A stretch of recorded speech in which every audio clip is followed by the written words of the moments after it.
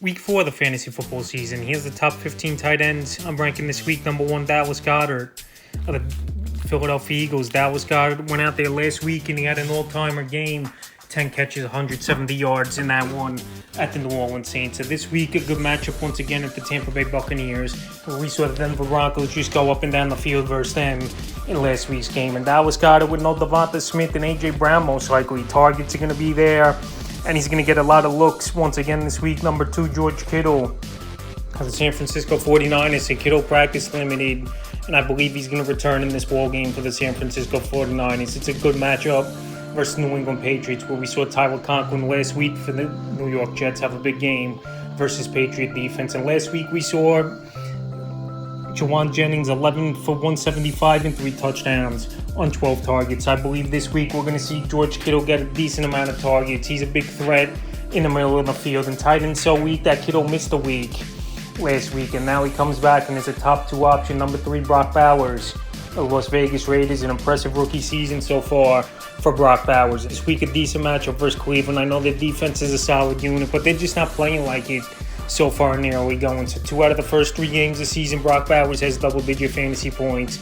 He's a matchup problem for linebackers and safeties. He knows how to get positioning, and yards after catch, he's pretty impressive as well. And he's the number 2 target in this offense behind Davante Adams. Number 4, Jake Ferguson of the Dallas Cowboys. Ferguson missed week 2's ball game, and last week he came out with a monster game, even though I know some of it was garbage time. 6 catches, 95 yards, and him and Dak Prescott have a great rapport. He's the number 2 target on this Cowboy offense behind CeeDee Lamb, and this week in a good matchup with the New York Giants, a team he had success against last season. I think Ferguson goes out there and puts on another good performance. Number 5, Dalton Kincaid of the Buffalo Bills. So Kincaid, I know the numbers haven't been all that great, but compared to other tight ends, it's been a decent season for Kincaid. So week 2, he had 7.10 fantasy points, and then last week he found the end zone with Kincaid. So he's the number 2 target, I believe, in the passing game behind Khalil Shakir, who's really taken over the number 1 looks for Buffalo. And this week, I know it's a little bit of a tougher matchup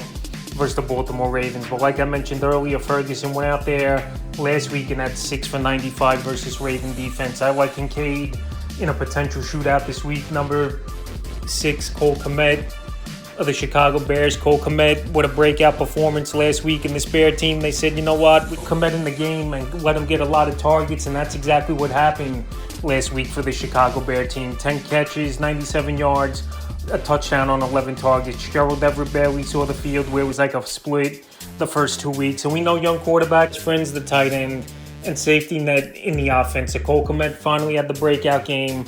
And even if Keenan Allen comes back, I don't think he's going to be much of a factor to targets to Cole Kmet. Cole Kmet, the last couple seasons, he's been good in this offense. In Chicago, in a game versus the Los Angeles Rams, I think they're still going to throw the football 25, 30 times. Number 7, Sam Laporta of the Detroit Lions. A couple reasons he's down this week on the list is Sam Laporta. He's been banged up with the ankle injury, expecting to play on Monday Night Football. And the other thing, he's lost targets to Jameson Williams the first 3 weeks of the season is Sam Laporta. And teams are definitely trying to find different ways to take him out of the game plan as well. So with all those factors, it's been a down season the first 3 weeks of the year for Sam Laporta. But he's still a good route runner. He's still on a high-powered offense. And this week, versus a pretty decent Seattle defense, I'm not expecting a big game out of Laporta. Like I mentioned, he hasn't done much in the early going. Number 8, Travis Kelce of the Kansas City Chiefs. So maybe I dropped him too low on the list, but Travis Kelce, 15 points all season in PPR leagues. I know this week it's a good matchup at a Charger team he's had a lot of success against, versus them 2 times a year playing in the AFC West. But Rashee Rice is easily the number 1 option, an obvious number 1 option in the passing game for this Chief team. And even with Isaiah Pacheco out, they're going to run the football. Carson Steele, a physical running back. Samaje Perine, a good passing downs back. And Kareem Hunt will get some work as well. So like I said, Travis Kelce's getting phased out a little bit. The targets haven't been there, and the separation hasn't been there as well, where last season we know he had knee and ankle problems, and who knows, maybe it's some of that a little bit, and they're just not saying it. But Travis Kelce, he hasn't even cracked the top 20 in fantasy points this season in PPR leagues. Number 9, Kyle Pitts of the Atlanta Falcons. Kyle Pitts, it's been up and down so far. And Kirk Cousins, he's definitely not 100%, where still majority of his snaps are coming out of the pistol and shotgun. But Pitts last week, he had a couple flash plays. This week, a decent matchup versus the Saints coming to town, a team he's obviously familiar with, playing in the same division now versus the same team. So indoor game, always a fast track, always upside for a lot of players, and a high-scoring game possibility between these two teams. And Kyle Pitts, he just has to get it together because he's a freak athlete. Can line up on the outside as a receiver, line up in the slot, line up in the seam. But it's a work in progress with him and Kirk Cousins. Learning a new playbook and coming off a torn Achilles. It's going to take time, but Kyle Pitts, at least he's had some production. Number 10, Zach Ertz, the Washington Commanders. Just when you think Zach Ertz, his best years are behind him, and he can't be a fantasy option with obviously tight end being a weak position this season and Zach Ertz being the starter for this Commander team with the young quarterback Jaden Daniels. He's going out there and he's been serviceable, especially the last 2 weeks. 7 or more fantasy points in the last 2 ball games. So Zach Ertz still could run routes. I know he's not the quickest guy, but like I said, with the routes and the IQ, Zach Ertz still knows how to get open and make plays in the middle of the field and still a big target. So this week in a matchup of one of his former teams at the Arizona Cardinals, where I think that could be a potential shootout. I like Ertz as a top 10 option. Number 11, Pat Freiermuth of the Pittsburgh Steelers. So Freiermuth, the number 2 option in the passing game. I know last week Calvin Austin broke out, 4 catches, 95 yards and a touchdown. But Freiermuth's a nice target, big target, middle of the field. And Justin Fields, we saw last season what Cole Kmet, he was targeting him a lot. So Justin Fields is thrown to the tight end. And Pat Freiermuth, so far, he's been a very serviceable tight end. And a guy, he'll get you 7-8 points a week. I know it doesn't sound like a lot, but like I've been saying, this tight end position, very weak this season. Number 12, Mark Andrews of the Baltimore Ravens. So a lot of these top tight ends this season have really struggled. Trey McBride, he's most likely going to be out with concussion. I didn't list him on this, obviously. Sam Laporta, he's banged up a little bit.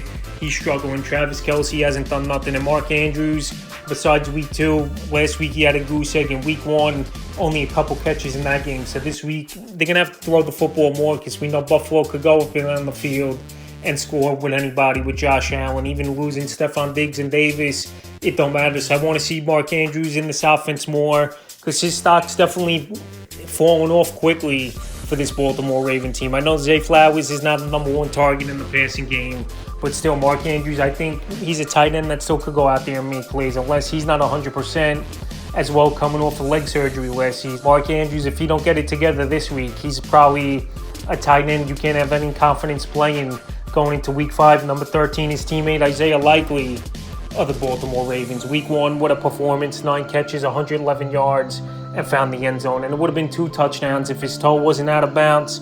10 that game at the Kansas City Chiefs. But the last 2 weeks, he hasn't done nothing after a lot of people went out there, picked him up on the waiver wire, spent good fab money to get Isaiah Likely. And he's been a non-factor, and that's been the problem. It's tough to get a lot of consistent play out of 2 tight ends on the same team in fantasy football. It's only worked a few times in the last couple of years. Kyle Pitts, Jonnu Smith, I could say, were 2 tight ends that worked out pretty well for their teams, and even David Njoku and Hooper for a little bit with the Browns. But like Isaiah Likely, we'll see in this game if he gets targets. And like I said with Andrews, they're going to have to throw the football a whole lot because Buffalo is going to keep scoring, I believe, the way that offense plays. Number 14, Tyler Conklin of the New York Jets. It was good to see him get involved last week, and he had a monster ball game for New York. So Aaron Rodgers is starting to get his legs under him. He was even moving out of the pocket, moving pretty well, I thought, as Rodgers. And Conklin's a big target, and we've seen it over the last few seasons with bad quarterback play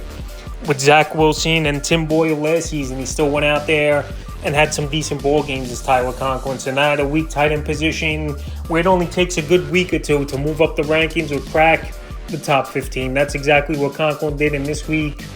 A decent matchup versus the Denver Broncos where Cade Otton had a nice game last week. In the 15th and final tight end rankings, Brenton Strange of the Jacksonville Jaguars this week. A decent matchup with the Houston Texans. We saw Johnny Munt score a touchdown last week for the Minnesota Vikings, even though it was a 2-yard catch for the touchdown. But Strange, he's at a touchdown room. His status is still uncertain. He's week to week. To me, it doesn't sound like he's playing for this Jacksonville Jaguar team. And Strange, he's not going to get a lot of targets. He's not going to make a lot of plays, but he's definitely a big red zone target this week in a game where they're going to most likely be trailing early and often.